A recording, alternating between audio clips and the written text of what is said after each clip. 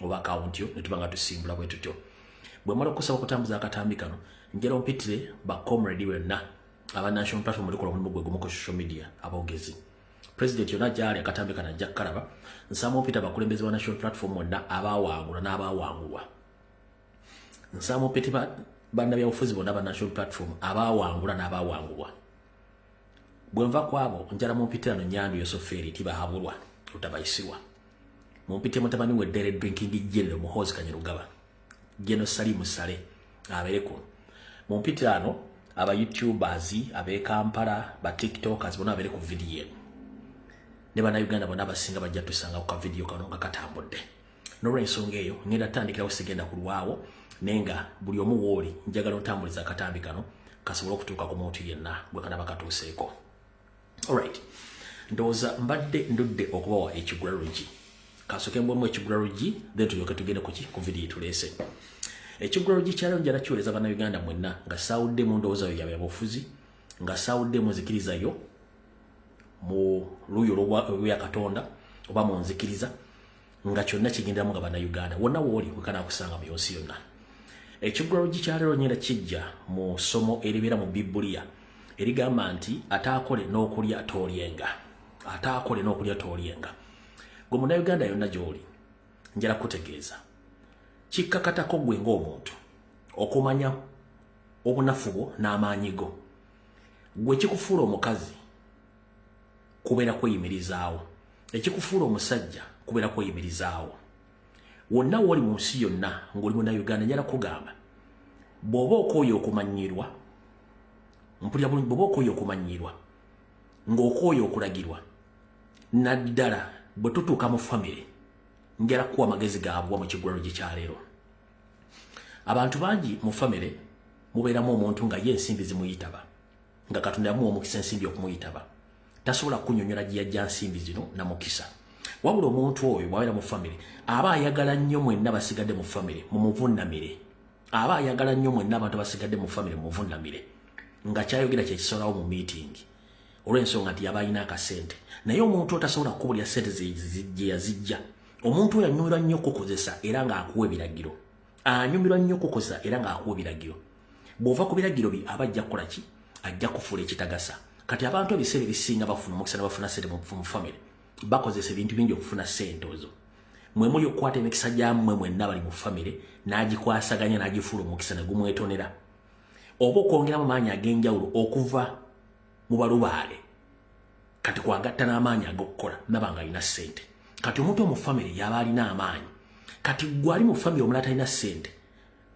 toteesa toyogera towabula olw'ensonga oli alina sente yalina okukola kyalina akuwa amagezi kati mubasinga obungi mulowooza nti muganda waba ne sente mu famire sente ziba zizo teziba zizo sente ziba zize teziba zizo sente ziba zize kyovula nti abakajjarako n'abakola kyayagala kati njala kuwagaabwa muganda we nga toyagala kunyoomebwa kunyiiga olw'ensonga muganda wo ajja kukulaba ng'ekitagasa atuuka okuwa omulimu mu kampuni ye oba mu bizinensi ye naye ng'agenda kuwa ebiragiro kati olumu otandika okunyiiga nti ate muganda wange atandika atya okumpa ebiragiro awagenda okuva obulwa mutandika okuyomba sinakindi akugobe watandikewo entalo mu famire mubirimu divisions olw'ensonga nti gwe waganda okuwa ebiragiro ng'abikuwa muganda wo nga gwomanyi nti sente zalina zammwe si zizo buli muntu alina sente zize kati ngenda kugamba toyagala kunyiiga kufuna kasajja genda okole omuntu alina sente aba ategeera bulungi era aba asobola okuwa ebiragiro bw'oba tolina sente tonna ky'osobola kukola lwaki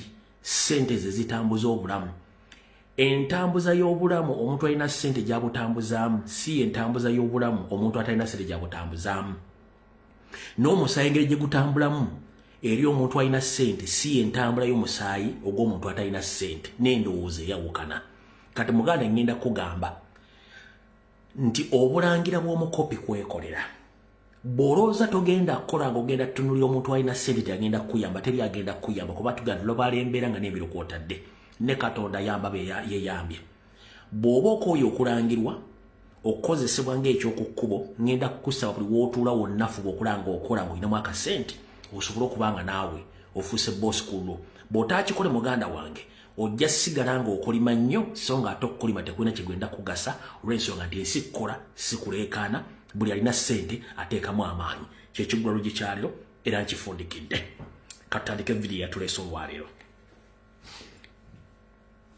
kansoke mpiseo kano ka disclaimer buno bakanjala mbusindikire ba comedy bonna betukola omulimu gwe gumu ku social media mwebale nnyo okukola omulimu gw'okutambuza enjiri n'okuyimirizawo struggle mu mbeera etali nnyangu abali ku ground n'abali mu diaspora mwebale nnyo babalidda wabula ngenda basaba ekigambo kimu mu revolution mubeeramu ebyafaayo n'ebinajja mu maaso nze njagala nnyo tubeesinge nnyo ku byafaayo okutambuliza ku revolution eno kyekiruwa nti tuga nti ebyafaayo biddiriŋŋana naye nga gwe abiddiriŋŋana omutwe gwe gukola bulungi nnyo bwe tuba bakugaa tugenda kweŋŋanga Museveni mu nkola yonna gye tutamanyi ddi lwegenda tuukawo tulina okusooka okujja pulogulaamu zaffe ne missoni zaffe ku social media tuzikolere underground gambanga tuleme kuwa mulabe waffe budde twetegekera tuleme kuwa mulabe waffe budde kutwetegekera kutya buli tugamba nti ennaku z'omwezi bwezi tugenda kwekalakaasa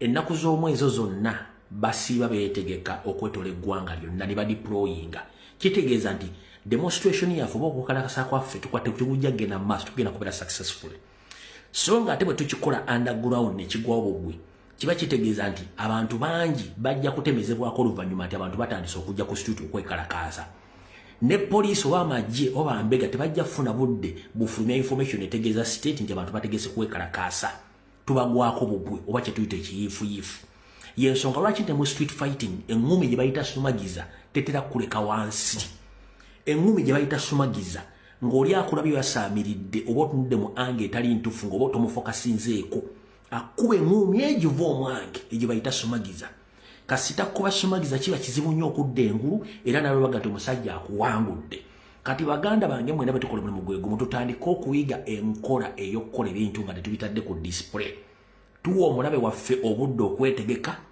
tuwa omulabe waffe omuntu okugenda okutandika okunoonya baasuubiriza ku buli kyalo ku buli gombola ku buli muluka nti bano be bali mente okuduumira so nga ate bakomedi baffe bakwatibwa olumu baba tebalina aweya na bintu bigenda mu maaso naye ate bwe tubissa wansi kwandagula tubikola nga teri abimanyi nekigwawo bugwe kino kiba kituwa omuzinzi okwaŋŋanga omulabe waffe ebyafe nga baga nti biddiriŋŋana ne Museveni bwe yali agenda mu nsiko teyalaatingako obote n'amini baali bamulwanyisa tebamulaatinga bagenda mulwanyisa bamugwira mu bwizi naffe njala tuyiga ekintu kyekimu tulekeraawo okwalaatinga omulabe waffe ntugenda kukola demonstration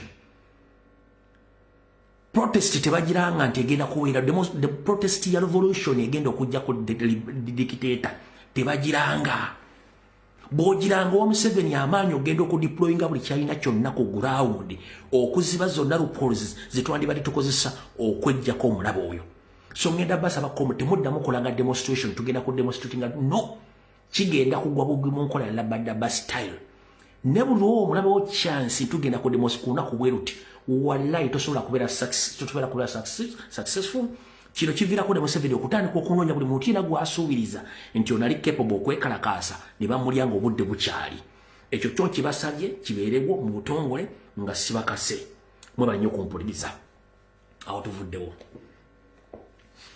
buno baka nabo njala mu Busalemu simanyi kumwe mwenna waliwo yakirolezzaako mu angenda nzira bagamba ndi wandali owendali bw'aba atunula bw'ati ffenna tukimanyi nti alaba ebintu byanjawulo naye mu bintu ebyenjawulo era owendali abaako ekintu ky'amanyi kino kyekituufu lwaki nze nabagamba mba atunuza endali ango gye ntunulamu ye ange esembayo eri wendabira ebintu byange nti obanga owendali alaba olutinda lulamu entindo nnya nga luli lumu naye owendali afokasinga nnyo ku lutindo olwalaba olusembayo lwafokasingako lwoluwa kati njala sooka bba wamu akantu katono nnyo mwena ke mutaategedde twali mu kalulu wano nga tulina abantu bangi nnyo era Museveni n'atya naye essaawa zino abantu abalira oddawa abantu abo basirise balinda tayimu entuufu kuba ne Museveni akimanyi tayimu yeeruwa tennatuuka lwaki tennatuuka kubanga walina okubeerawo akasengejja kemutannategeera walina okubaawo akasengejja kemutannategeera katya omukulembeze bwe twali tugenda mu kalulu fena twakikiriza nti omukulembeze bwava mu kulonda bagenda muwamba oba butamuwamba bagenda muggalira mu makage abere under house arrest ale tandika okuga nti Philip president n'akimanya n'abatebuka olwamala okulonda n'abeerako mu nju awo ne bajja omuva mubagatira n'ayitamu n'agenda mu kuyitamu n'agenda ekintu ekyo kyabulabe nnyo okuba nti omulabe wo tomanyi waali kyekisinza okutiisa gavumenti ya Nyando okuba tebamanyi Kyagulanyi waali naye ng'aboneka olw'olumu n'abagamba kino kye ngenda okukola kino kye ngenda okuzzaako y'ensonga lwaki Museveni akyaspendinga ssente nnyingi nnyo ne amagye gakyali ku kkubo ye kennyini atya n'okubeera mu bifo ebimu kubanga akimanyi tamanyi jjulo ekigenda kuggwa tulina okusooka okukopa pulezidenti ebintu byakola bwe tuba baakubeera successful pulezidenti ye kyakola essaawa zino ng'oggyeko okuba nti yayina kyapulaninga ng'omuntu kyatajja kutegeeza bannayuganda currently kuba yagamba nti essaawa entuufu bw'eneetuuka ajja kuvaayo yatuga nti essaawa entuufu bw'eneetuuka ajja kuvaayo wabula mwina ango gye mutaategedde kangi bannyonnyole yeeruwa yeeno tubadde nga mu kalulu nga pulezidenti tugamba tukanoonye tukalonde tukakuume tukabanje nga bakansala ba MP ba chairman of LC5 LC3 bonna nga bawaga tukanoonye tukabanje buli kimu nga bakikola bakyogera bwe batuso tubba akalulu buli omu yazingidde omukira mu ngoye ze n'asirika teri abanja teri akanoonya buli mu akoze eki asirise mu kusirika kuno kitegeeza ki pulezidenti amanyi bannabyabufuzi be baluwa kubanga munnabyabufuzi yaba anoonya mulimu tanoonya kukyusa ggwanga eryo kati pulezidenti kyakola mwe temunnakitegeera kyekino wano bw'aba waakunoonya abantu bagenda gendana mu revolution nakola gavumenti empya alina okusooka okuteekawo akasengejja okulaba ani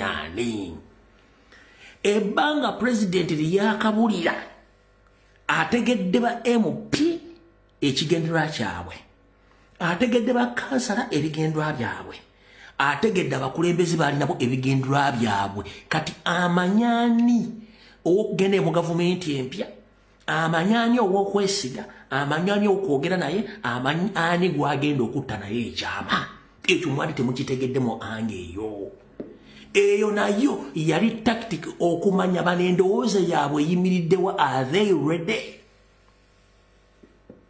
kati bonna abategedde gobadde okimenti eri oba MP abaorganizinga celebration parties nga bawangudde gomanyi nti gavumenti yatandise okusetinga parties nga abantu abawangula ba national platform bagendako parties okucelebratinga bacelebratinga ki kubanga the moment you join any party or any function n'olya n'ozina n'okuzina amazina oba osetingira Museveni comfortability okulaga public nti ebyokulonda byawedde tuli mu ndomo life kino kiwa NRM mandate okulaga public nti kimu kiri nnomo kino ne kiraga bakomedi abali makomera n'abali mu struggle nti bimulwana byabwereera abantu abala bali mu life ndala kati bino byonna president bw'atula gy'atula n'asirika amanya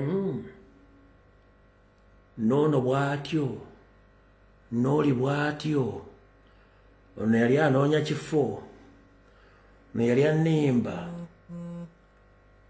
baakoze kino baakoze kiri kino kyekiriwo mwenna abasinga obungi temwakitunulako mu ange eyo akasengejja kakyatambula akasengejja kakyatambula kubanga president at one time bamugamba neggwe yes olw'amaanyi support ogirina naye ng'abantu b'otambula n'ababasinga obungi bambaliga n'abagamba of course notambula nabo n'ategeera ani mufu ani mulamu nina okumanya ani gwentambula naye nga mutuufu ani mulamu era essaawa zino kyali mu kukola kimulaga true identity y'abantu twali wano mu kalungu abantu banoonya kaadi ne mufunamu division nabagamba mwegendereze ba comrade okutandika entalo simanyi nti nze ndi ttiimu gundi nga temumanyi bigendwa by'abantu bano bwe bamala okufuna kaadi ttiimu zadda luddawa bwe bamala okufuna kaadi babalonda where are they kikyo bakoze tikiriwo kyenava mbagamba mubeere very careful nnyo ne bannabyabufuzi mwe temwategeera kye nali mbategeeza kati mutegedde okubulawo kwa president kukuba nnyandu okubulawo kwa president kukuba n'abantu babadde atambula nabo okubulawo kwa president kukuba ebitundu babadde atambula nabo n'okumanya baani bagenda okutambula nabo mukiddako nga Yesu bwe yatula n'agamba ku kyeggulo ekimu tutuli wano tuli mu kulya kyaggulo naye mummwe mulimu omuntu wagenda okundyamu olukwe era zinaba tezinawera ssaawa eziti enkoko ejja kukokolima emirundi 3 ojja kunneegaana oyina agamba nabaga asimmwe mbagambye tuli mu kulya kyaggulo kino wabula we zinawera ssaawa bwe ziti enkoko egenda kukokolima emirundi 3 omu ku mmwe agenda kunneegaana era bwagenda okuvaako eddiba oba gye bwewunzikira nga kyeyogedde kituukiridde nti era mulimu eyamwegaana kati ne pulezidenti okubulawo essaawa zino kirina bekikuba bekirabisa ne bekijjayo tulukalazi zaabwe abantu bali mu kuorganizinga functions kunywa bbiya kwesanyusa tebogerako kabangi ngooza pulezidenti abalaba abamu pulezidenti yabawa kaadi ng'akimanyi naye nga talina muntu gwasobola teekawo okugyayo kaadi eyo n'agamba ono kamuleete muteekewo agire ku kaadi yange naye ng'amumanyi abala bali ku functions after functions naye ng'akimanyi nti abo nali nkumanyi wadde nakuteekawo credibility kintu kikulu nnyo mwe temunnategeera lwaki omusajja ono akyatunula gwokimanyi nti ba foot soldier bali more valuable than the so-called MPs chairman of Lucifer chairman of Lucifer ba foot soldier origino bali more valuable and trusted than any other political leader mu national platform mukitegera bulungi nnyo kati buli MP gwolaba nga yategese function manya nti oyo abadde ku watch list buli gwolaba nga yabaddeko ku pate ng'ali azina nga he or she is very happy yali ku watch list nga just were waiting for time of exposing akasengejja abantu nga president atuddewo yakola ki alaba abantu abasinga obuti mwasooka kirolayizinga ekyokwekwa kati kikuba Museveni yekka ne system ekikuba n'abantu bonna abaalondebwa n'abo abatayitamu ne beesansabaga ng'ekibeesansabaza omulimu gugenze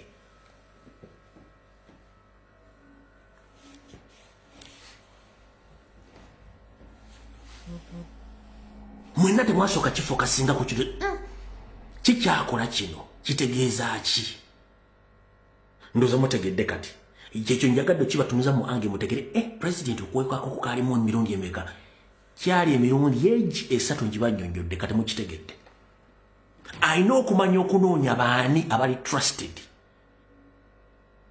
kubanga afuna information from A up to Z baani baadiringa nabo ng'oyagala okutegera nti Museveni musajja mubi nnyo nakati wali essaawa zino ali mu mbeera mbi lwakuba tasobola kulaga eyo statement kamala ogizingako ngikomyawo kati mu butongole akatambi katandise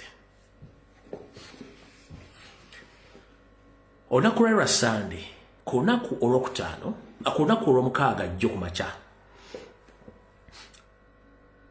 Nyandwe Yosoferi Tibahabulwa Lutabayisirwa mutabani wa Kalekyezi nsi yaleeta muzezedde ensanga bisibe nannyini kabuyonjo etambula yayise family meeting ne bagituulamu n'asuggestinga daily drinking general Muhoozi amujje kuwa CDF Nyandwe Tibahabulwa yayise family meeting ng'asuggestinga Muhoozi ajibe kuwa CDF Muhoozi n'agamba tasobola kuva kuwa CDF lwaki bayise meeting eno one Muhoozi agenze ng'asala ebyayi ku social media ng'aprovokinga abazungu naddala Abamerika Abangereza n'abalala ng'abayita ba hooligans era asoboluta tebana kye basobola kukola era asobola kansolinga military joint exercise ne cooperation buli kimu era tebamutiisa buli kimu n'akikola. Kati bwe yakoze tweet ezo ne zituuka mu America ne bagamba tebatwala information nga kintu kye mbagamba bulijjo nti mu intelligence osobola okukuŋŋaanya information ng'ejjuza loole oba ng'ejjuza container. Wabula abasajja abakugu mu kunoonyereza basangamu akapapula ku information yonna gye babadde baagala. Kati mu tweet zonna Muhoozi z'abadde akola empitirivu gwoza lwaki mugundi senita oyo akulira foreign affairs yagambye tetugenda twala tweet za Muhoozi slightly era nabagamba nti apology tetugikkiriza kubanga bamanyi. Kati ebigo bino byayogedde n'okuteeka video za Babi n'ebifaananyi n'ateekako ebigambo byasiikudde emitima gy'abantu across the globe nga kirabisa Museveni n'abayita n'abagamba omwana ono ngenda mujja kuba Muhoozi naga tekisoboka era meeting teyawedde. Kati struggle for the power jukira nti kasita omwana yenna omulaga nti gwe musika kino tukiziona mu normal life. Kasita olaga omwana wo mu bulamu nti yagenda okukusikira ebiddaku either waatakwettira oba basigadde mu famire mutta ebisigadde famire womaze ogisaanyaawo. Bajjajjaffe baali bagezi nnyo. Omuntu anaamusikira gwasinga n'okucunya kubanga baamuteeka mu direction entuufu. Naye ab'ennaku zino olw'okuba mwayonka mukolola obibiita omwana n'omukuba abantu n'omulaga nti ono wa kitalo takoonwako takolwaki era yagenda n'okunsikira. Omwana oyo omutadde mu tageti y'omukazi wo oba bakazi b'abebbali, omutadde mu tageti y'abaana bo bennyini, omutadde mu tageti ya famire okutegera nti oyo kyekinyusi yagenda okulemesa. Kati ne Muhoozi olw'ensonga nti akimanyi nti yali mu pipeline okumugamba ave ku bwa CDF kiba kitegeeza tamanyi wagenda kudda n'enteba bagivuddeko automatically. Kati kino ewali obuzibu mwalabanga akayimba ke nawazanyira ng'oyagala okuza omwana ekiwongole mugambe nti gwe olinsikira wano musimu sirooza ndikakyalimu no nakajjamu. Kati mukitegedde bulungi nnyo struggle eriwo naye buli omu njagala obere careful nnyo ku nsonga ezo ng'ozitambuza. Awo nanjagadde kuyita obuyitizi awo tuvuddewo. We twogerera essaawa zino buno baka njagala butuuke eri General Secretary, butuuke eri Leader of Opposition n'abakulembeze ba National Platform saako n'abakulembeze mwenna abalondebwa ne muyitamu mulya bulungi nnyo. Museveni ayagala legitimacy. Museveni ayagala legitimacy. Ne legitimacy agenda gifuna atya? 1.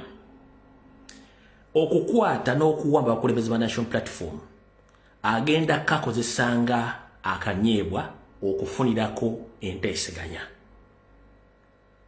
Okukwata abakulembeze ba National Platform agenda kakozesanga akanyeebwa okufunirako platform ey'okuteesa. Nendi wano kugamba Museveni ffe tetulina gwe tugenda kuteesa naawe ng'okwata abantu no kubanga anaazina takumba. Anaazina takola ki? Ntakumba. Bulijjo mbagamba bannaddiini nti bateekateeka okutandika okwogera ebibuuzo bitakwatagana nga temuwulira.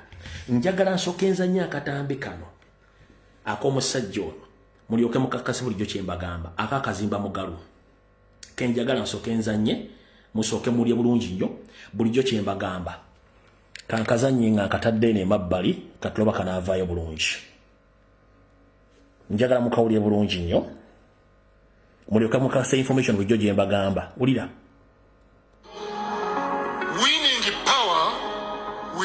Peace is not victory. True leadership is measured not by who wins an election.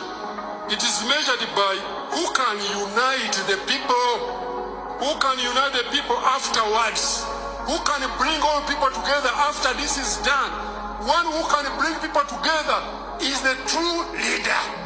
One who is dividing is not a true leader. A true leader is able to accommodate everybody. Even your opponents and you say, now this is done. What can you contribute to the development of our church? What can you contribute to the development of our nation? That is a true leader. Now I want to invite those who won as members of parliament, even at presidential level. Bring everybody on board. Let there be national dialogue. Let us talk to each other. Let us bring everybody together. Let us reconcile with one another. Let us forgive one another. Let us forget the past. No, don't stand the past. Even when you have lost, don't be in the past. Keep going. Keep going. The best is yet ahead. God is doing a new thing. God is here for Uganda. Uganda, the best country for God and my country. Zamotegedde bulijjo kyembagamba banoonya platform ya negotiations, but nga bwe nabagamba n'abasajja balina cow mentality. Sera cow and educate your cow. They ever keep on moving with their old plans. They don't abandon any of their plans. They are looking for a platform for negotiation, but unfortunately, their security agencies, they are keeping on kidnapping, arresting, torture civilians without any doubt or without anyone who's just condemning them. The religious leaders, led by Kazimba Mugalu and other leaders, religious leaders, they are busy moving around with such message. Kachino Chembagamba. Bana basajja kati kibali mukola bali mukutandika kwata buli muntu yeneta agokwata babafulinga akanyibwa kukotesezaako kati ulizo lwaliro. Wetwogera olwaleero abakulembeze ba National Platform aba MOP abawangula mbadde mba wasecurity okuva wikyojja abasajja ba opposition ba fake opposition bonna buli gwe bajja mu parliament oba mumanyi buli gwe bajja mu parliament n'atabadde mu parliament nga yawangulwa wabula nga abadde mu fake opposition. Wuliriza bulungi nnyo wano wakulu, buli wa opposition eyawangulwa n'atabadde mu parliament nga ya participatinga.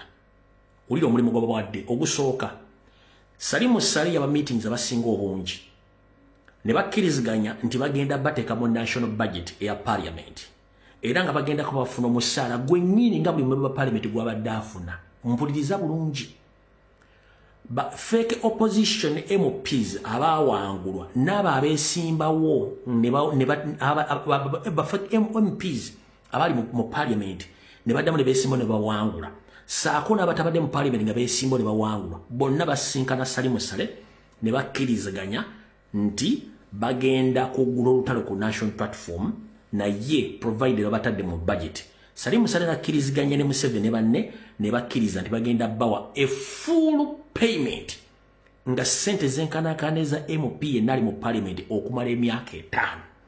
Buli linnya lyomanyi ng'oli yaliko mu parliament bamuwangula, buli linnya lyomanyi nti abaddeko mu fake opposition nga yeesimbawo ne bamukuba n'abatasobodde kwesimbawo bonna abatadde ku perolo ya parliament sente bagenda zifuna monthly nga MP omulala yonna yalonda bwagenda zifuna nga kye beetaaga kuteeka kiyinja ekisembayo ku national platform nga babawa airplay ku TV, ku radio, ku YouTubers, ku TikTok n'abalala. Ekyo mission ya signingiddwa General Salimu Sale.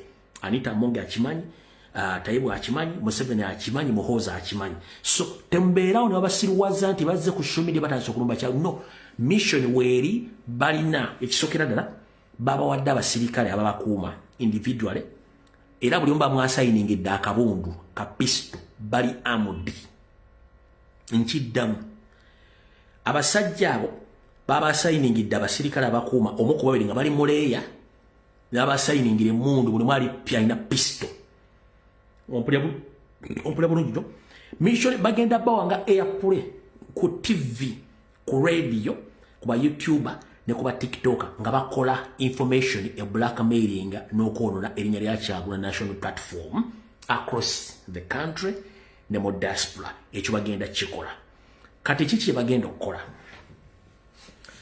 Part of the mission gye balina yino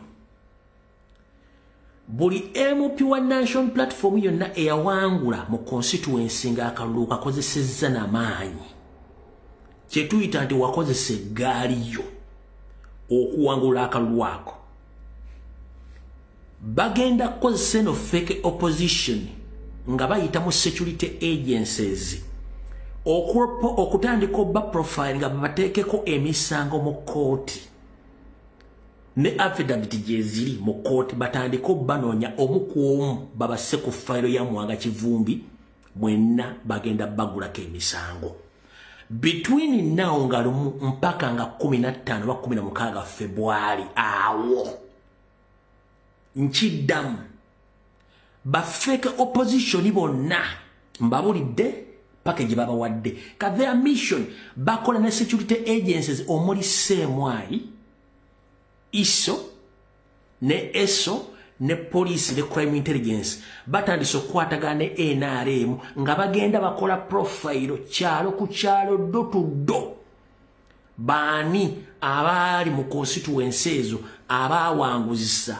aba parliament aba National Platform via eggali eyo information njiba wadde olwaliro eri very crucial nnyo but omuntu asinza okugetinga involved mu kintu kino asinza okubeera involved mu kintu kino bamuyita omukyala Naggayi Nabira Sembala.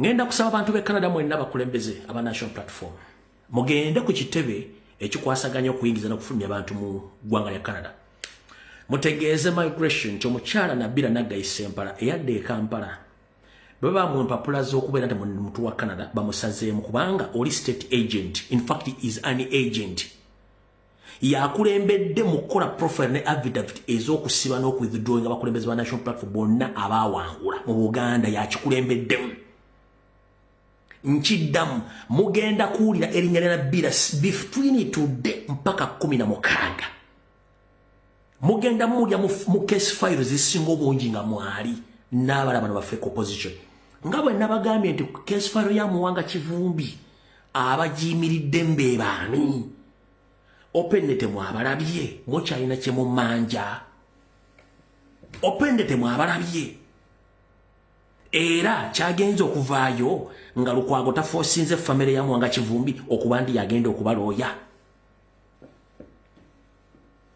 nga bafosinze family ya Mwanga Kivumbi ti Lukwago yababeera looya wa Mwanga Kivumbi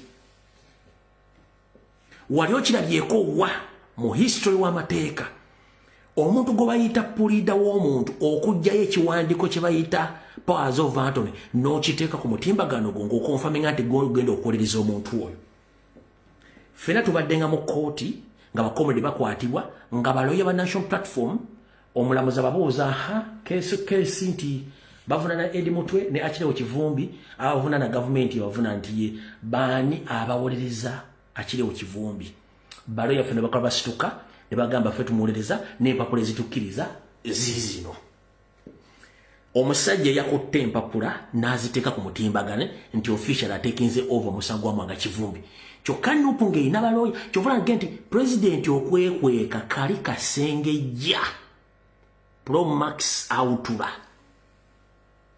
nkugambye pulezidenti okwekweka kasengejja Pro-Max Autura kagenda kujja ne badde munategeera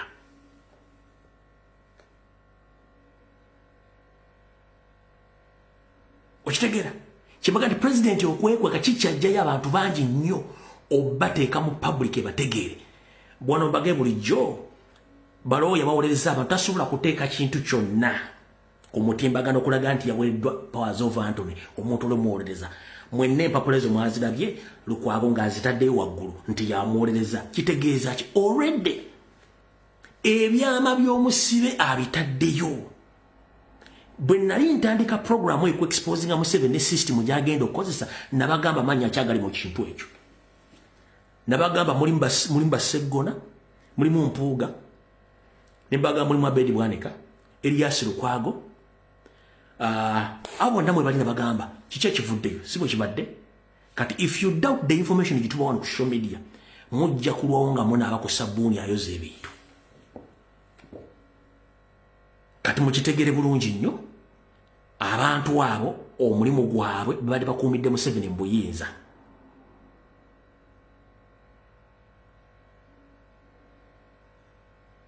Naye mbategeezezaako buli member parliament yakola eggaali ng'akaluwa kajjayo ku kifuba ng'omukono gwanyuka mpaka lwe bakulangirira case file already weeri naye nga bagivunaanyizibwako abakoze survey n'okugifuula kyeri ba fake opposition bonna nga bwe bali kubanga baagala kulwanyisa ki kulwanyisa NUP evyo but unfortunately from revolution tetumanyiyo ba MOP tumanyi mukulembeze alidinga struggle ba MP tetubalinaako buzibu kubanga tebana kye bagenda tugasa naye bandi baddenga weebali tewali ababenefitingamu tebana kye bagenda kwongera ku struggle kuba bafaaki bafa bintu byabwe so njagadde bategeeza mbeera aweya mwenna abakulembeze ba national platform mutegeere kati bwe mmala bategeeza ekintu ekyo mukitegeere ekyakazimba mugalu nkibalaze Museveni anoonya platform etya anoonya legitimacy bukyanga tuva mu kalulu ng'ennaku z'omwezi 15 amateeka agawandiikibwa mu ssemateeka galagira nti okulonda bwe kuba kuwedde nga electoral commission erangiridde yawangudde electoral commission bagiwa essaawa 48 okuteeka ebyavudde mu kulonda ku website yaayo ebiraga eyawangudde. European Union egamba bya Mukama tuwe full script results za presidential elections bya Mukama tanaza updating nga tezinabera uploaded ku poto ya EC. Bungereze mugamba twetaaga results ezo tazirina. Canada ziwe mugamba twetaaga results ezo tazirina. America bagamba yali sham elections kubanga erinze the constitution for 48 hours ezino ku uploading results zavudde mu kulonda bya Mukama tazirina. Jukira nti Mukama yasomanga busomi namba z'abalonze Museveni nga tayogedde constituency tayogedde parish tayogedde polling station tayogedde district ye ba feeding and feedings nebera nti kino okuddayo ku polling station constituency ne district kati tabina 48 hours zifuuse ennaku kati 16 nga talina results.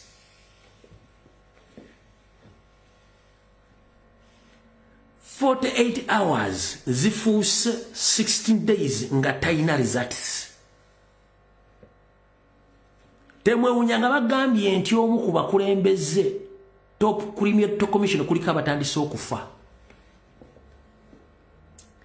Tewewunya nga bakugambye ku top cream ku executive top cream ya Electoral Commission kuliko abatandise okufa. Lwaki bano tebalina results wezi teziriwo. Lulita balaga eguli environment ya fulumya ngeraga okulonda bukwaime bale mwa bulungi nnyo ne exposing a system nti results zali mu 12.23%. New Vision yenyini ya kifulumya nga kikuba kya Electoral Commission kikuba ne gwanga lyonna nga zali 12.23%.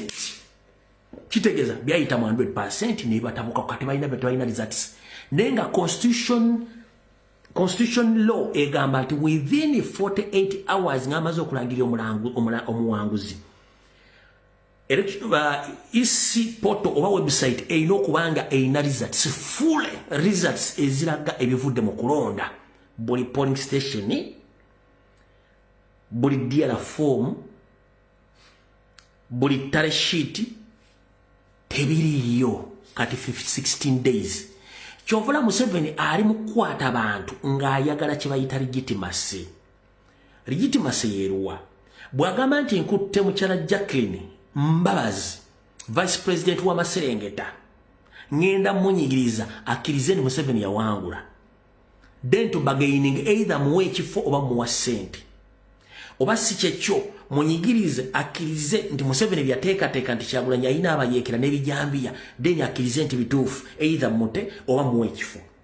Akwate Dr. Zena Zedriga amukole ekintu kyekimu, akwate Muwanga Kivundi amukole ekintu kyekimu, akwata abantu abateeke mu makomera mumugenti bane bakuta abantu bangi nnyo Museveni wakitota abantu abagambo bata mulina kukkiriza nti nakoze ekina wangudde kati mu nsonga eyo abalina kye batamanyi njala mutegere ekintu kino Museveni bamubagambye tumutuleetere wawumwawangula nga talina kyalaga yensonga lwaki yabakama asirise talina woomulabirako mu buvuyo bwonna obwalikaawo nti toyina woomulabirako kubanga ali ku stress ne mu public ati okujjamu gwe oba olina omuganda okukola mu electoral commission mubuuze byabakama ebbanga lyamaze nga tomulaba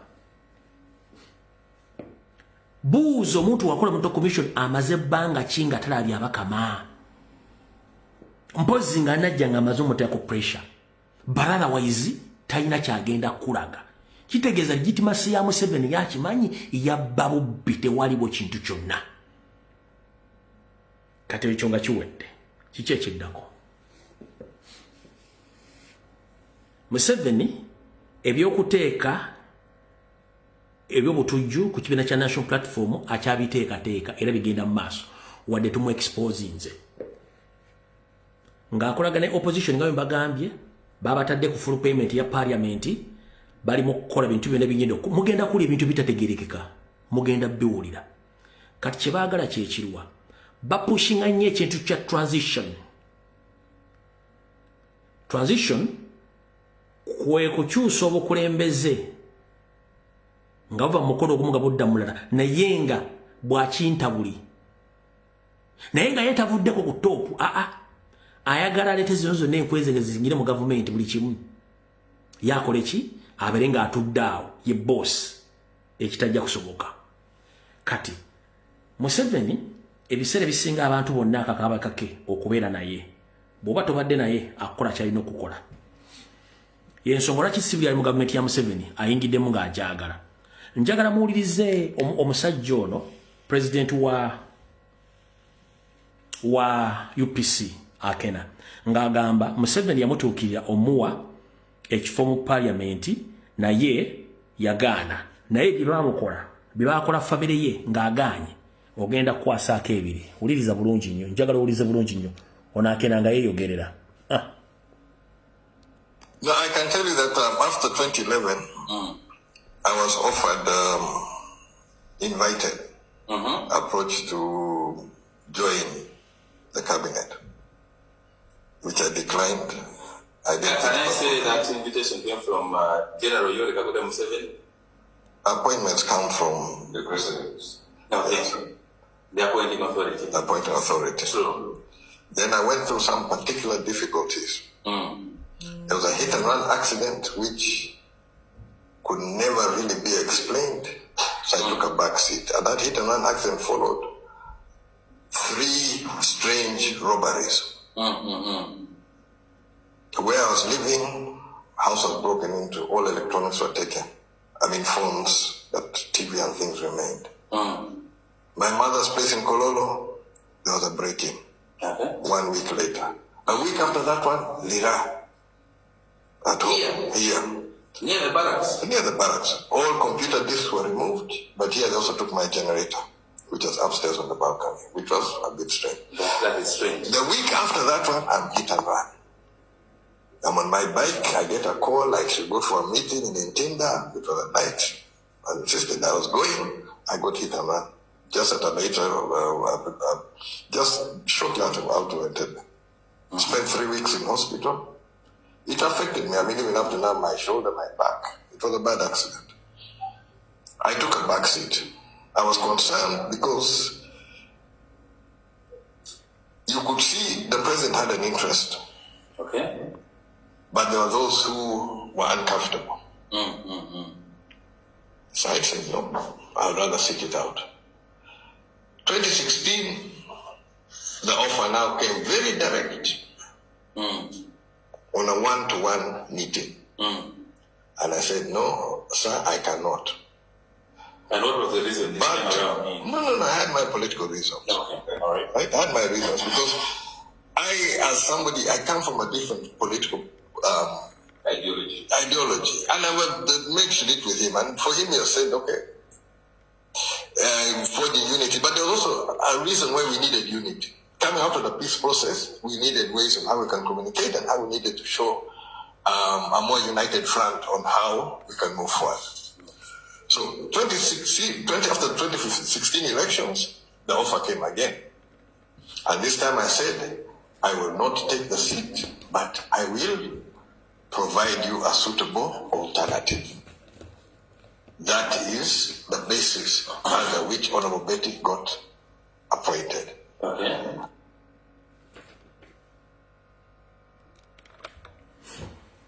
Ndozo kitegedde ekintu ekyo yenkola ya Museveni gyakola akuforcing ekintu bogano kikola making sure nti either akujjawo oba akufuula kyotayagala kuba mu nkola eyo oyo akena muulidde kati wano wenjagala mutegeere nti bwe tugenda mu kulonda okwa bulijjo Parliament teyina mugaso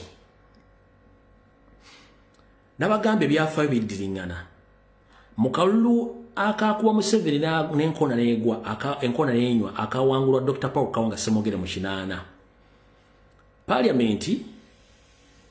Parliament ya National Assembly yalimu abaka 15 olya bulungi nnyo era akaluwaako abalonzi abalonda bali abalonzi abali registered bali milioni 4,889,117 abajja okulonda bali milioni 4,17,438 abali bakola bitundu 85 n'obutundu 22 kati wulira kunaku olwo okulonda nga kumaze okugwa okulonda okwali mu Milton Obote kwali Kawanga Ssemwogere na Museveni yali UPCDP UPCA BPM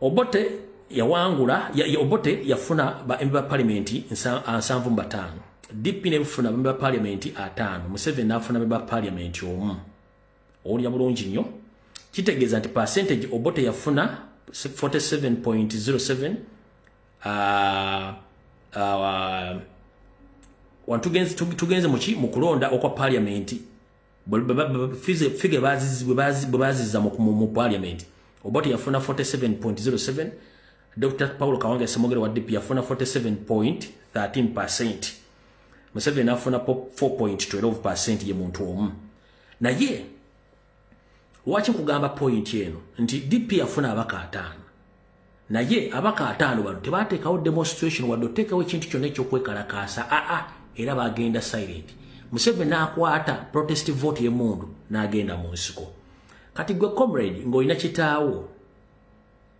nga yaliwo mu 8 nammwe abaaliwo gwayebuza MP agenda kuyamba ki ba MP bayamba ki Dr. Paul Kawanga Ssemwogere kyenkuzaayo wali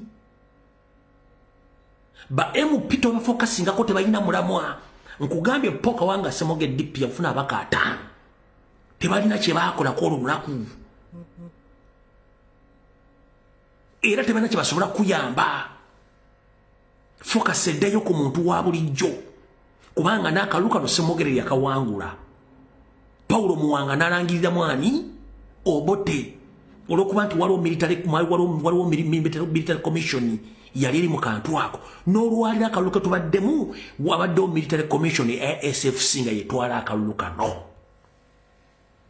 kyenvuddege nti ebyafaayo bikola ki ebyafaayo biddiringana lwakuba temwagala kusoma byafaayo ba MP no ngoloza njagala nkulimbe nze nkola ekintu nga maze okukola research sara kugamba kintu nga tekiriko research yiyo screenshot abasobola ogikuba mu gikube yiyo eyo ya parliament ya presidential Mwajimati Ssemwogere yawangula eyo ya parliament yiyo mu gikube ekifaananyi mukube screenshot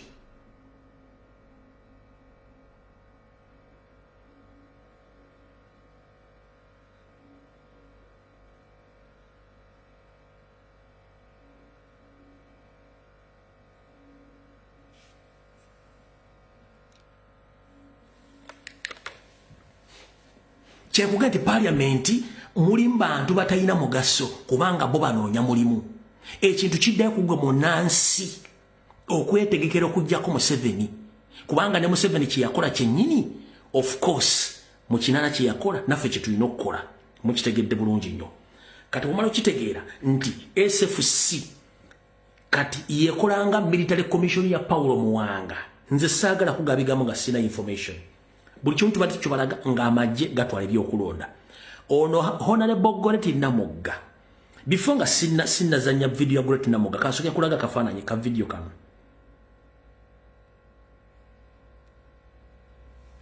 ndyoke nkuleetera Goreti Namugga byayogedde jjo ng'alifalinga ku video eno our SFC nga bakola emirimu gy'okubba obululu ne mu drone zaabwe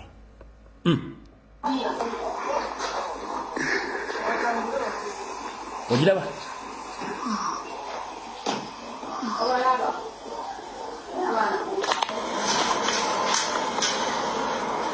ezo drone na motoka z'amagye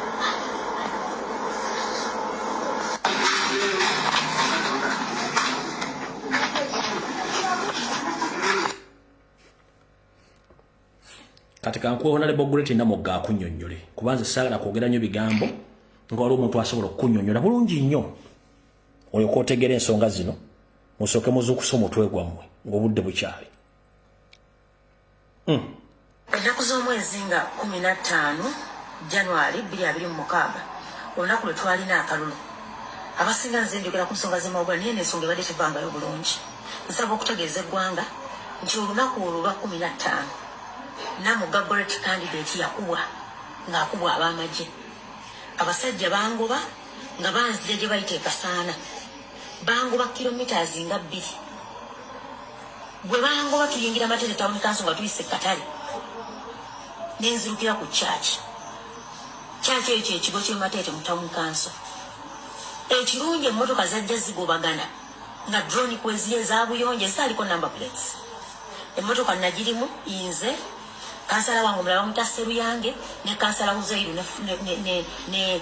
ne driver ne kansala Mundu butwayingira mu church abasajja bakwata nze nalowooza ekyanyingiza church kubanga nakimanya nti engeri gye baali bakokinze Mundu bwengenda mu bantu abangi wabuzabuza oli asobola okunkolako obulabe oli natamanya ani abunkozeeko ye namanya nti bwenyingira mu church oli ajja wabako kye bankoze kijja kumanyika mangu nakinkoze ajja kumanyika twayingira church abasajja batukolako buli fujjo bakuba kansala Mundu yaggwera kuyamalira ku kitanda bakuba Uzairu bubi nnyo omusajja ne kakati akyawenyera ne badda kunza omubaka wa parliament nakubira RPC essimu eyantaasa okunzija mu kifo ekyo era statement ne tuzikola ku poliisi abasajja baateekawo embeera yonna eyannemesa okulonda era okulonda okwange abaana baagira bwe honorable drone zivuddewo jangu olonde nalonda mu ngeri gy'otayinza kukkiriza era nze saakyenyumiriza nga waliwo bwekubisa ebifaananyi nti agenza okulonda nagenda speed nenonda nenvaawo ne bannemesa okubeera mu fiidi bangoba mu fiidi saawa 4 ez'emisana ekindeesa okulikodinga vidiyo eno ku luno kutegeeza bannayuganda nti I was assaulted nayisibwa bubi mu kalulu ekisooka ng'omukazi naye nga nkubibwa nti ab'amagye ekirungi ebifaananyi weebiri drone weeziri ezaali mulimu ogwo era abasajja nga bambadde ngoye SFC bakutte Mundu kati ne mbuuza ki ekyali kinkubya ne bw'abanga alina kye yali ateebereza yandikutte n'atwala ku poliisi ye tosobola kuntulugunya kutuuka ku ekyo ng'atoŋŋamba nti ndi mu kalulu nali nsuubira nga niza RPC akole report kubanga naye yennyini ekyaliwo ekiraba nga tekyali kya buntu bulamu abasajja ne bagamba ono bateekawo ekibozibozi mutwale tutiikinga bululu RPC n'abagamba mukwate byonna bye mubasanze nabo mubitwale ku poliisi bagenda ogenda ku poliisi nga mulimu empapula zaffe z'aba agent kuba ba agent mu field tebasangamu kintu kirala kyonna up to now tebavangayo ripooti yonna ennyonnyola lwaki Namugga yakubwa ab'amagye ng'ali mu kalulu so nsazeewo nga bwe nawandika electoral commission nemba narration eyo yonna yonna nembyogera kakati mpandisa ebbaluwa endala egenda ku Monday wa CDF Chief of Defence Forces nga neekubira enduulu okubuuza ki ekyankubya ab'amagye mu kalulu nga nkimanyi bulungi nti ab'amagye tebalina kubeera mu kalulu ebbaluwa endala petition ewa speaker wa parliament nga neekubira enduulu wa speaker atunnyonnyole circumstances mbeera ki ereetebwa candidate okubwa mu kalulu ng'akubwa ab'amagye candidate siina Mundu siina kiso siina kintu kyonna naye nentulugunyizibwa ab'amagye omusajja n'adduka n'ogamba shoot oliyamba please don't eyo trauma gye bampisaamu ebbanga libiriise okusinga bitubaddewo naye nga neekuŋŋaanya ndaba engeri gye nyinza okutegeezaamu eggwanga ekyantuukako so nsaba okutegeeza bannayuganda mwenna nti akalulu kabaawo abantu ne balonda naye ekyali emawugola okuwambibwa okunkubanga kandidate n'amajja okuwamba akalulu saawa nnya ng'abantu batiisibwa butiisibwa era box ne bazitwala ekirungi nti videos weeziri bazirakisa bazikwata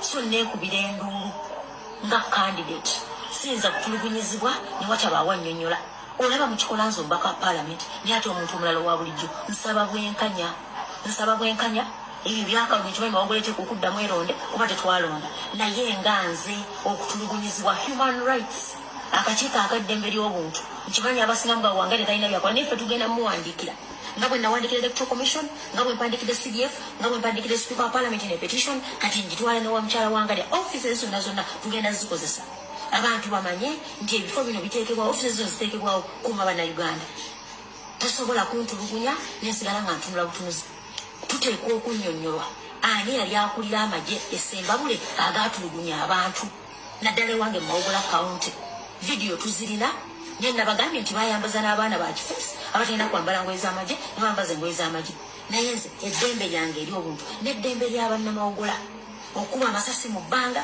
otukolako effujjo drone okwefuula drone everywhere twagala okubuuza bannamagye abatukolako effujjo ani yali abaduumira nkimanye nja kufuna obwenkanya mu nsonga zino kubanga nali mu kalulu saasindikibwa mu lutalo.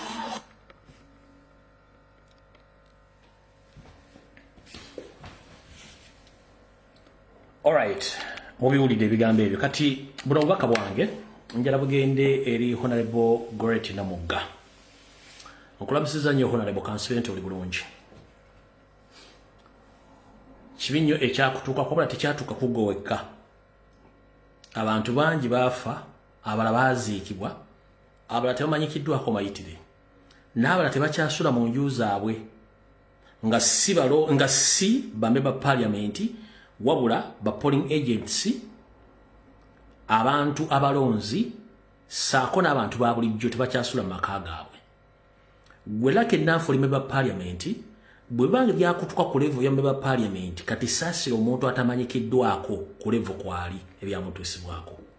Buno bubaka bwange Honorable Goreti Namugga n'abakulembeze bonna mwenna abaalondebwa n'abaagwa ba National Platform ngenda basaba nganzo omulwanyirizi w'eddembe era omwagazi w'enkyukakyuka mutuule mu lutuulo lw'ekyama mukole ekiwandiiko ekiri joint nga kinnyonnyola obuvu n'obuddo bw'ebintu ebyakolebwa mu kalulu mu constituency zammwe zonna okuva ku presidential okutuuka ku constituency zammwe.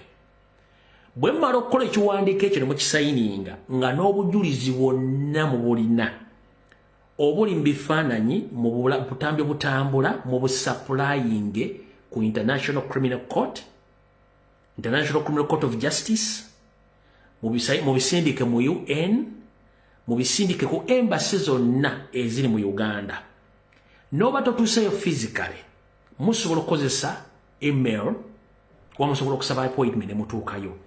Ekyokukola statement gwe individual ng'omu, yes, kirungi you are defending yourself, you are showing the public what happened to you. But the problem is, united we stand, divided we fall.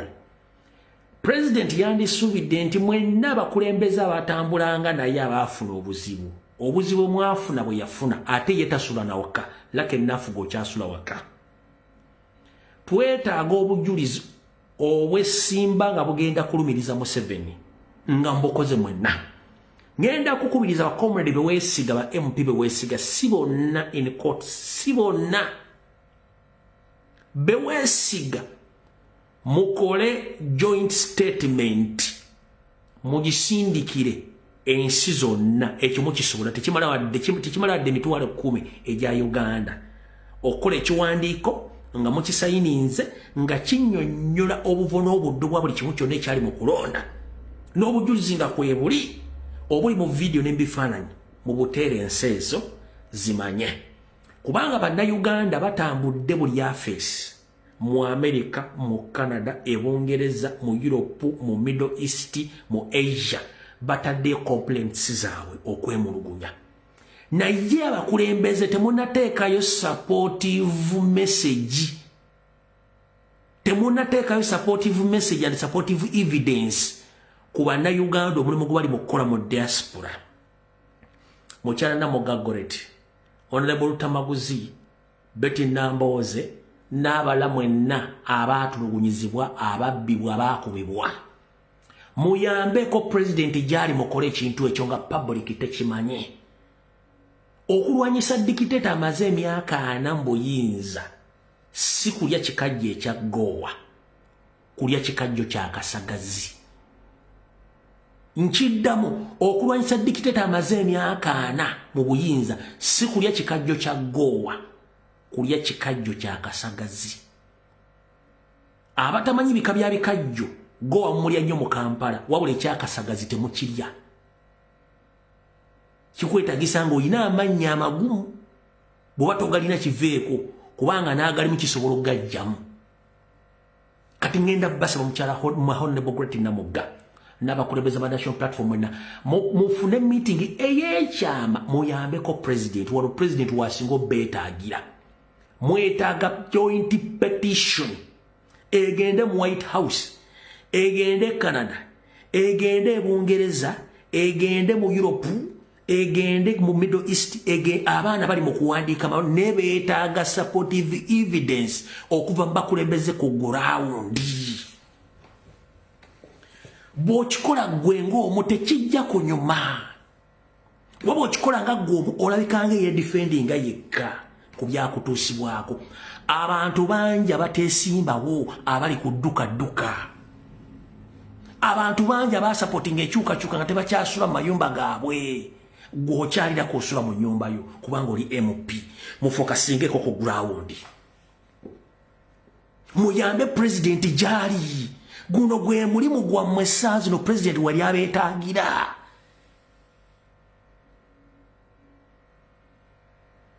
Wano president we nasinga obbeetaagira nti mmwe mulina ensulo n'ekisumuzo ky'obujulizi bwonna. Oba awangula oba akuwangula. Mmwe mulina ekisumuzo ky'ekinyusi eky'okutaasa eggwanga eryo. Nze nkubidde omulanga bannayuganda across the globe omulimba gukoze. They have written to each and every concerned office. Beetaaga supportive evidence okuva mu bakulembeze. But unfortunately, nobody cares. Kitegeeza ki? Fogo ffe tugukoze. Nze nkola no video on daily basis. Okutegeeza ensi kiki bagenda okukola ekisuubirwa ne babisazaamu ebisigo ne bibulu. Okusiba ba ebupinga nayo mwoli. Bino byenkola bikiyimiriza. Naye nga bikyagenda mu maaso. Naye temwerabira. Kino nkiddamu temwerabira. Nkiddamu temwerabira. Nkimanyi.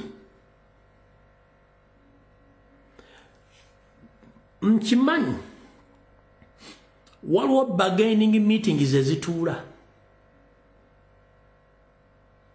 Nti abamu muli mu kubagaininga na state babaddize ebifo byammwe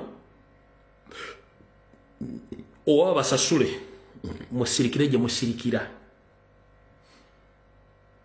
Nkiddamu abamu temwerabira nti mbagoberera nga muli mu kubagaininga ne state meeting zituula mukola buli kimu. Nze buli wamu ninawo drone yange lwakuba nkyasirise.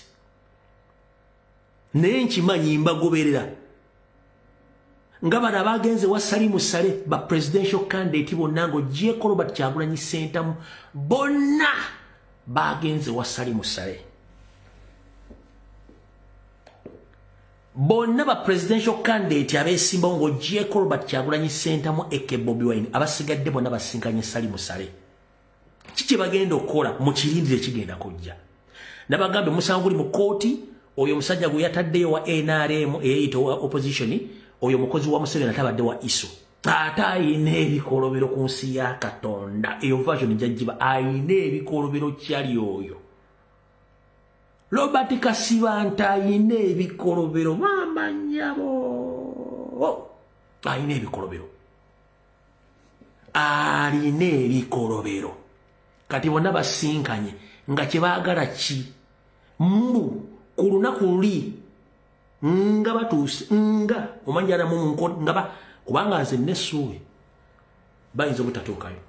Bano bajja kuvaayo bagambe nti Nyandi Yoseferi yakoze eki yawangudde era bakkiriziganyiza ogenda mu transitional government era teweewuunyanga kubamukuwa presidential candidate ng'abuwadde bifo mu gavumenti abo abaalimu ogwe mulimu gwa Salimu kyokkola nabagamba nti okununula eggwanga Uganda target ziri yes naye kati zifuuse bbiri target ziri yes naye kati zifuuse bbiri. The biggest obstacle in the lives of Ugandans is General Salimu Sarako and Naho George Omusomali. Secondly, ye Muhoozi Kainerugaba, Dere drinking general. Don't count Museveni. Togeza no bala Museveni mbyobufuzi bya Uganda anymore. No. Muteke wali. Bali aba. Geneti ayogera kubanga webali.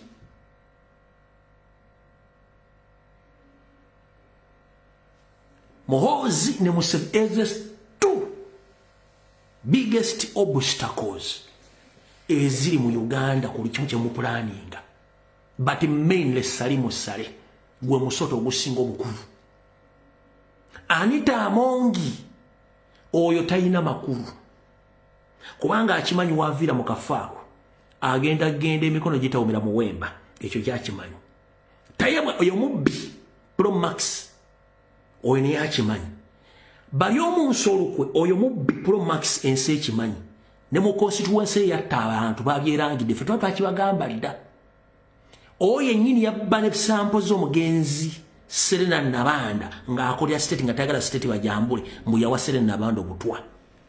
So the biggest obstacle ziri ezi. B. Era ka state ziva basigadde bagenda kudduka. Museveni already mugenzi ali mu evening life yavaako dataliiwo. Bino byonna bakola byonna babikola omusajja yavaako dataliiwo. Bano abikola kubanga kati bali mu yafeesi. Ekyo mukitegedde bulungi. Bwe mmala okitegeera mayinza enkuwa information n'enkubulira nakyo ekigenda ogenda mu maaso. Ekyo mmala okitegeera nti abadde bakajja nga temuzze wali video ng'etandika mbagambye fake opposition yonna bagitadde ku parliament payroll ne bagiwa n'emmundu ne bagisayininga n'abakuumi fake buli gw'omanyi nti ya participating mu kalulu kano ne bamuwangula ng'ali MP kati agenda kusigala ku payroll ya parliament full payment. N'abo abataali mu parliament ninga beesimbawo nga ba opposition bonna babatadde ku full payment ya parliament. Babateddeko obusajja obubakoma buli muleeya babasayiningire emmundu buli omu Katasa Salimu Sale Anita Amongi ne Didigi. Kubanga bagenda kukola omulimu kati ogw'okulumba president n'okulumba ekibanda kya national platform wonna kwe kuli ne ba YouTubers ne ba promoter nabo we bali. Kwe kuli TV radio stations eyo mugenda birabako very soon. Bwe mba mbibazo bitegeera ne mbagamba bakyakola file ez'abakulembeze ba national platform bonna bapateeka emisango gy'obutujju. Loop yavudde n'akikonfaminga ekyo sikyasobola kidiscussingako kubanga nzize nkyogera kati confirmation ezze. Nenga kyonna banoonya Ligeti Masse banoonya batera omuntu ku mmeeza nti bateese. But history doesn't favor Museveni in terms of negotiation. No. Museveni doesn't follow agreements. Yeetaaga nnyo omuntu omujja wamujje n'amuleeta ewantu wano wamulabira n'amumaliriza. Anoonya bargaining power nti bw'akwata abantu abangi kijja bawaliza mu okujja okuteesa naye. Era mugenda kuwulira nga batambuza nnyo ekiboozi nti Kyagulanyi attisa abantu. Ekyo ekiboozi kigenda kuddamu okutambula. Mugenda kuwulira nnyo ekiboozi ekigamba nti Kyagulanyi attisa abantu awambisa abantu kati ate mbu ye yeekwese. Kigenda kutambula nnyo. But unfortunately omuntu ng'oyo tomumalirako budde olw'ensonga mugambe. Bwe bandi mukutte muteeka mu house arrest yandibadde atayogera kyembulaga olina musiiwu wabadde mu kifo ekimu ne bamukwata yali tasobola kudduka. Oba okitegeera kanti kunnyonnyola okitegeere. Ebiboozi bigenda kujja bingi nga biva mu ba YouTuber baba NRM aba opposition baga nti Kyagulanyi attisa abantu wabula mu court simbuuze ani abatta era abattira ki Kyagulanyi alina drone eziwamba abantu Kyagulanyi alina amakomera byabasooka okunyonyola nga tannakandika kiboozibozi mubuuze gwe wattu ali mu kwogera ng'olwano bako oba olwadduka mu makaniro lwekamu abakazi n'omwana Kyagulanyi awamba abantu Kyagulanyi ali mu kubatta bw'omala omubuuza ebyo then akuddemu bw'aba takuzeemu agenda kugamba kati ye Kyagulanyi yadduse bali mu bawamba y'omu singa Kyagulanyi yasigala mu maka ne bamuwambira oyo talina kyasobola yasigala ate ne bamuwambira mu maka kati yandigembo asobola okuba nti mukabanje bamuwambidde mu maka the same people be bandyogedde ekigambo ekyo nkikuddemu singa president yadduka kuva mu maka ge oyo mujiga lotasobolina kudduka talina kyasobola bwe yadduse bagamba nti ate yadduse mutiitizi n'aleka abaana abawambe so njala kugamba ekigambo kimu abantu balamu magoma gavugira aliwo mu Uganda gye tulimu buli alina essimu asobola ogikozesa kyakola kyayagala naye abantu abasinga obungi mu Uganda balina essimu nga ziri mikono mikyamu lwaki omuntu bw'okozesa omutwe gwo nga kyoyogera kiva mu mutwe gwo tekiri influenced by someone akubidde akasimu njogerera kino kati bannayuganda basinga obungi abali ku social media abali Uganda emitwe gye bagipangisa bamugamba njogerera kino ompa mmeka 5 kakadde najja n'ayogera bw'amala okwogera ate ne gavumenti yennyini neemwokyesa n'asirika tadda lwaki kati badde batambuza ekiboozi babi ali mu drama kati muhoozi yennyini najja n'abookyesa where they are nowhere to be seen basirise okiteka kati we bannayuganda tomalanga budde ng'odda ku munnayuganda ng'akutte essimu ayogera amuleke bw'anaategera nti ensi gy'alimu gyanategera nti ensi gy'alimu si jalooza yeeyo ng'obudde bumugenzeeko bonna kati baasirise muhoozi byemaze opostinga ebintu baga ate kati tozzaako ki nga batwokyesezza okitegedde nga batwokyesezza kati baga nti yadduse mu kudduka yabadde ayina kyapulaani era kyapulaani nga mujja kiraba wabula byandisigadde mu maka ge bandigambye oyo mujega olaba yasigadde mu maka ge n'atavaawo kati ate yabagamu kubanga bano bo kyekibagwa mu kamwa kyebakolirako information so nga ate bakimanyi bulungi nnyo nti bw'oba wakuzoganya Museveni toyina mmuzoganyiza wakulabira kubanga naye yava Obote wali amulabira n'agenda Obote waatamulabira kati Museveni yakimanyi kyokka obuzibu obukirimu nti bw'aba talina Kyagulanyi kulada aba tasuubira kugenda kulayira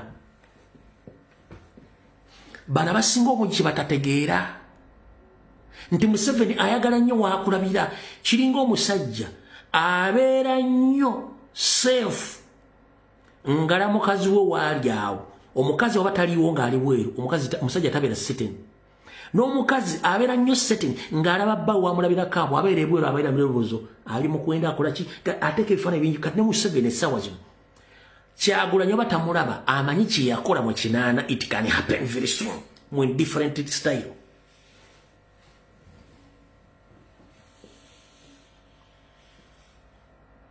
Museveni olwamukuba akalo mu 8 yabula baddamu okulya nga ali luddawa Luweero naye kati olwa Kyagulanyi oba taliiwo kulada ya Museveni kitegeeza Museveni akimanyi nti ekintu ekyatuuka mu 8 kisobola omuntu kubanga gwe yabbye akalulu tamulaba amanyi apulaani nga kitamanyi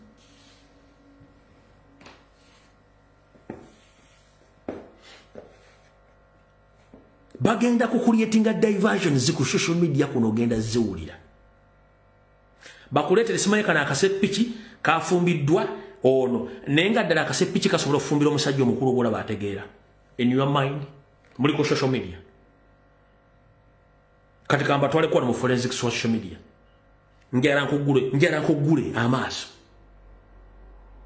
akaseppiki kasobola okufumbira omuvubuka omukulu ategeera nga baganda akaseppiki tekagenda mu nsonga kagenda mufumbira kagenda muzaala muddi gulaba kikola obwongo kikola amawulire nti akaseppiki k'omuntu kagenda fumbira omuntu omukulu ategeera alina n'abaana bakugambye no mulwadde w'ekiwowolo simanyi akatakwa kubasama amaze emyezi atavuma gavumenti atamala ngenda wakyaguna atamala bampadde sente ngenda kunzijjanjaba katulalo ngenze Germany era nga nawe oteeka omutongoloozi otegeera tuma tebakuleetinga diversion ne bakuterawo omuntu ku social media ye nga munaku akeera kuleeta mboozi zikwasaganya lifestyle y'abantu gundi yayenda kuono ono musiyazi onani nga content atambulira awo ku social media nga content atambulira buli lunaku abeera ne siri ono yazala moli ono talabirya mwana nakola bati nakola bati nga towulira wadde yali amuguddeko case file mu Kampala nti ono lwaki buli muntu gwamanyira tanyega yenga kiki yawe kityo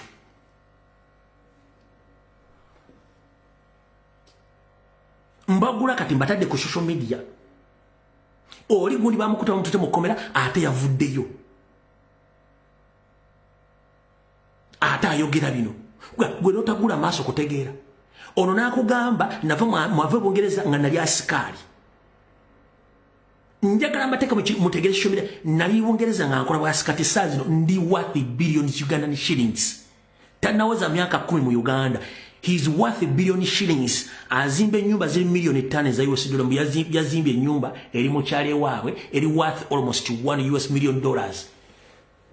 Atunda upira atunda condoms nti abantu begattanye Uganda lunako atunda bitwa atunda kakadde ka sente ba YouTuber ne batwale mitu hey nange njagala kubeera ngoyo nga nzimbye nyumba mochale bwetiro kati kankunyonyi fade mu Kampala Museveni lwamala okuwamba buli kintu kyonna ne bakyegabanya ebyo ne babitunda ne bateekawo ba proxy abantu basobola okubakolera business mwe muli Karimu Hilage muli Sidudu Paleria muli Bakirumira muli bonna bemanyi bonna bemanyi abagagga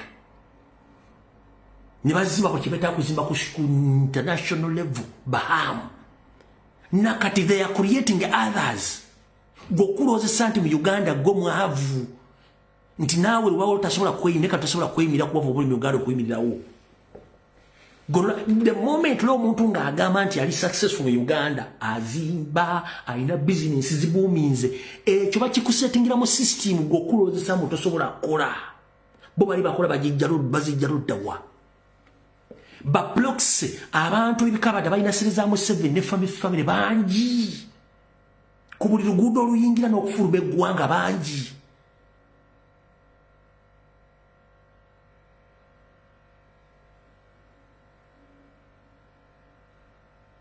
okitegera kati mutegedde ensonga zino njagadde kulaga social media nga bwetambula kubanga gwe mulimu gwe bagamba okukola ebintu ebyo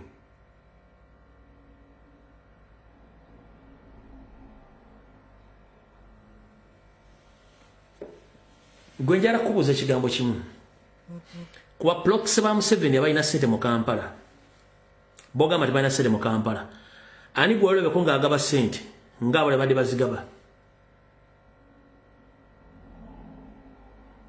kubanga ssente ziriko accountability ssente ziriko accountability bakozesa bukozesa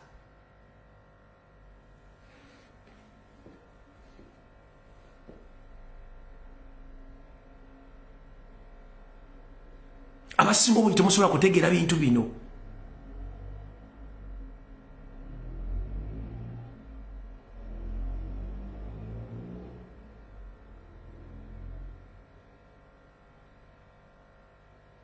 so kati mutegedde bulungi nnyo ebintu bitambula nolaba olyazze ne bateekawo kibuuzibuuzi ne kitwala emyezi 6 oli mukati yaguddewo sono likola kino nkola kiri naguddewo kiri ku speed eyayiri notabuuza ssente zivaawa please mubuuke bino byonna baagala kulaga nsi yonna nti eggwanga litambula liri nnomo naye teriri nnomo teriri nnomo lwaki kubanga ye salimu sale omulimu gwe gwakuzanya byabufuzi byakuteeka mu public bantu kubala osanti ensi etambula bulungi nga tambula bulungi nga nfundikira kansala yenna MP yenna chairman Lucifer yawangudde ngenda kusaba tuli mu struggle goyinza okuba afunye omulimu nefe bannayuganda baagala ekyukakyuka ensi tugira bulala wandibadde weesonyiwa pate yejja kufuluma ku social media erabisa abantu ekyo ebera act ey'okumalamu abantu amaanyi kobere MP mwewala ogenda ku pate mwewala okukola pate state egenda kukwata videos n'ebifaananyi ebiteeke mu public domain eriyo omuntu ng'ayinaako oyo katono kalinga kati MP wakoledde pate oyadde nga anywa ngena asanyuka katuba tubanja kifi kitegeeze ekintu kyawedde dda si buli muntu nti mugumu nga nze wa mugumu ng'omuntu no eriyo abantu abalina obutima obutono bambi nga bwanalaba MP gwe balonze wa Nopu ng'ali ku pate aga katukyabanja tukyalwana ki abaana babasse wala bali makomera bano ba MP bali mu kunywa mwenge bali mabala bali mu after party bakasi bakima ne 5 member party bali mu ekintu ekyo wensonga kimbaga nti politics muzibu nnyo oliyege kati omuntu alina private life ye wadembo yes you are right mu busiru oli mugezi oli mutuufu mu busiru wo bwe tuba tulwana image enene y'eggwanga tugijja ku personal level ne personal interests ne tugigeneralizing nebanga it's a national cause.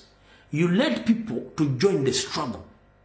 Nebo ogenda ng'oli ku pate. Meya bali mwezo mwana. Nakunyigidde.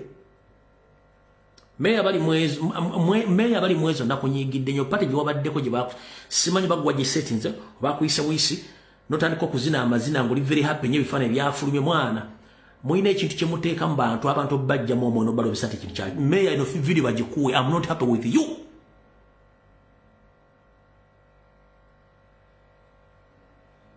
Mayor Lona Dibali Mwezo, I'm not happy with you. That urban excitement, ngobadde politician ngokole bintu byekisiru at this party mukama otomanjali. Abana bali mukuwambi bali muduka go bakutega party after party after party.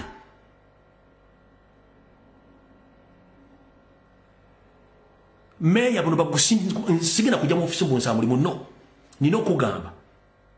Mulabisa ekibina mu kirabisa ne president mulabisa.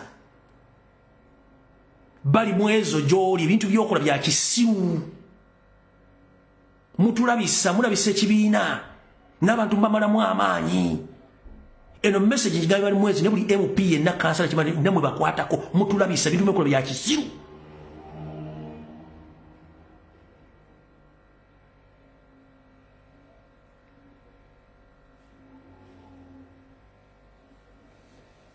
mutulabisa ne president mumalamu amaanyi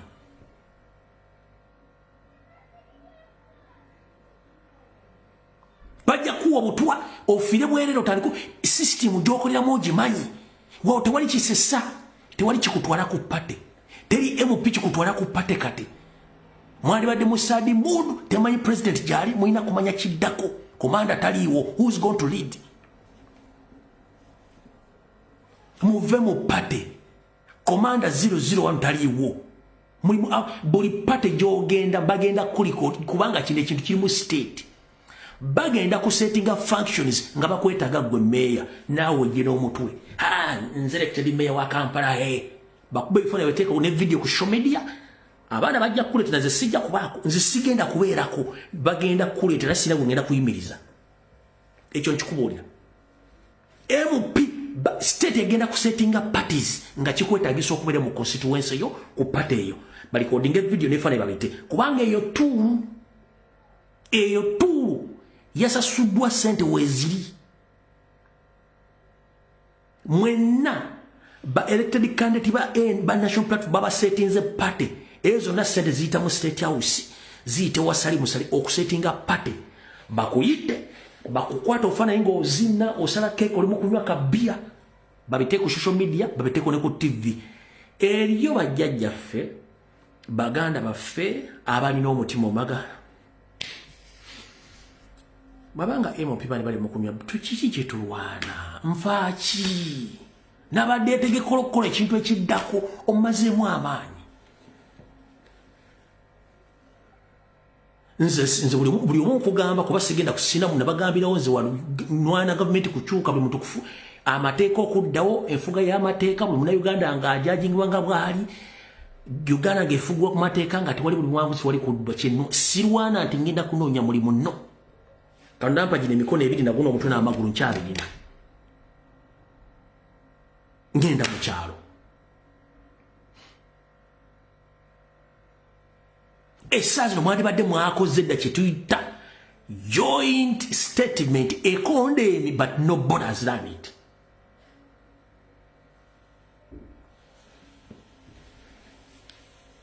Mwe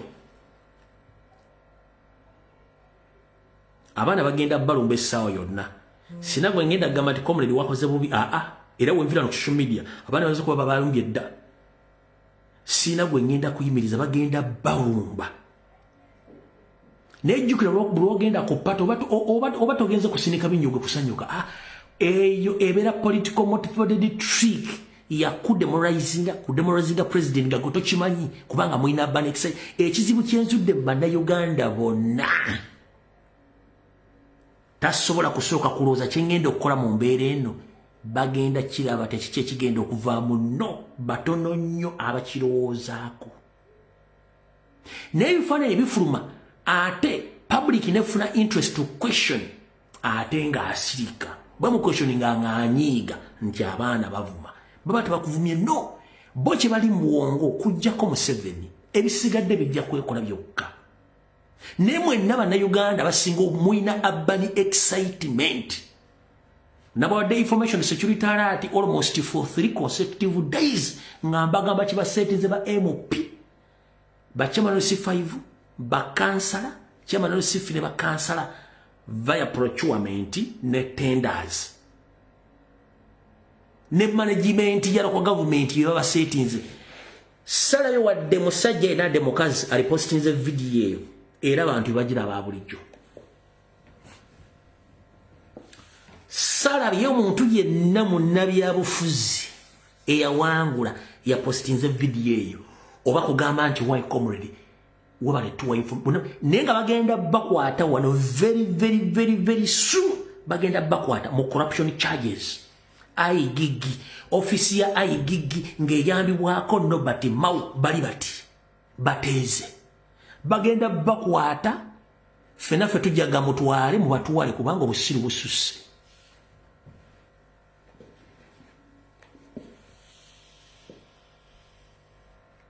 wenvira kuno bagenda tandiko bakuwa nenze sina kyembeetaaza kubanga bagenda bakubira bwereere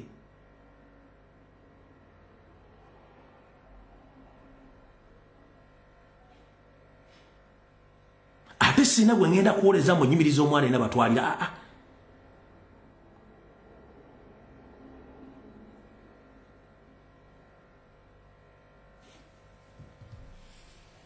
wabula muswaza president wano nakino kankibagaye muyinza okuba temukimanyi bannayuganda bagadde enkyukakyuka nga nfundikira okuva Uganda gyetandikira mpaka gyekomekereza mu bukiika ddyo ne mu bukiika kkono ne mu masekkati bataddemu ssente zaabwe empya n'enkadde okubafuula kye muli bwe bakansala ba MP okubafuula kye muli bandisuubidde mwandibadde mu mmudu y'emu n'abakulembeze abalala ne president kyalimu but muli vice versa ekitali kirungi. Ekyokusatu essaawa zino mwandibadde mwatandise dde okunoonya abaana abasobola okudifendinga president n'okudifendinga ekibiina ku media ku social media. Waliwo abaana abakola video nga bakozesa data waabwe tosobola muwadde omutwalo. Gwe omukulembeze njogera ku bakulembeze soogera ku bantu bali mu diaspora. Gwe omukulembeze tosobola kunoonya mwana akola video ku machannel eggulo omu omutwalo gwa data ne bwe kiba emitwalo 10.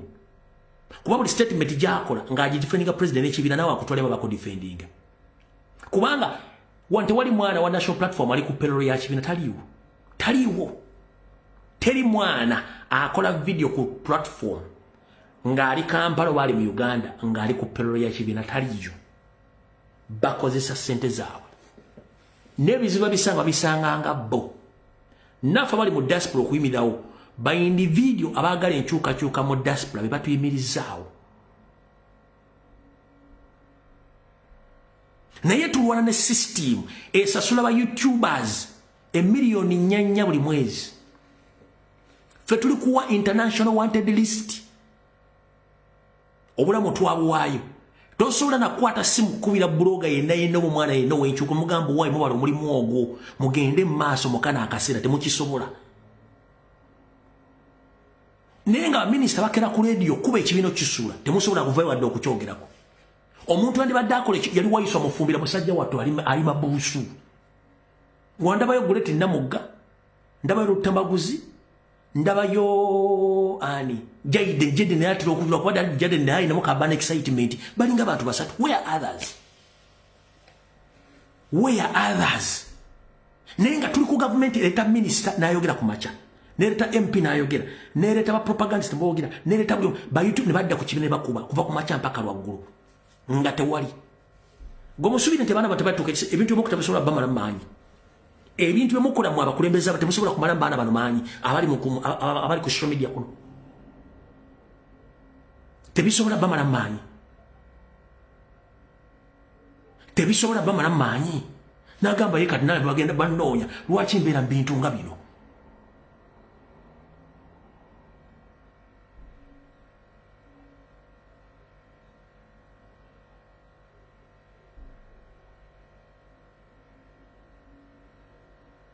Jalio waiso mufumbira kandabo Namboze Guleti Namugga kuliko Jaden Ndoza yayogera ndoza nani omulalawo ne Lutamaguza abantu bana abasigadde bonna bayibe buli omwali kubibye gwe singa kikeera ku macha bwe kitiwan ku bintu byomukola abali baganti leka tumenyekera bwerere naffe katusoka tukiwumulemu.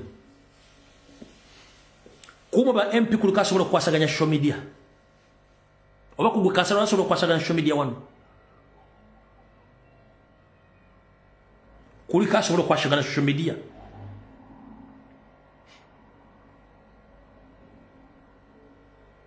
kulika asobola okwasaganya social media wano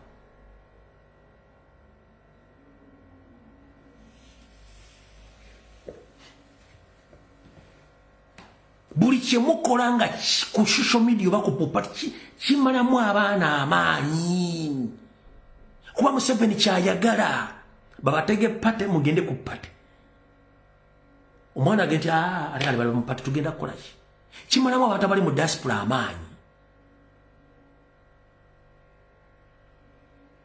kuba Museveni kyayagala n'olwensonga eyo atugenda sinkana kawungezi ku saa 2 n'omukenkufu Masembe era nja kudda mukaba 13 mweraba tusinkana ku saa 2.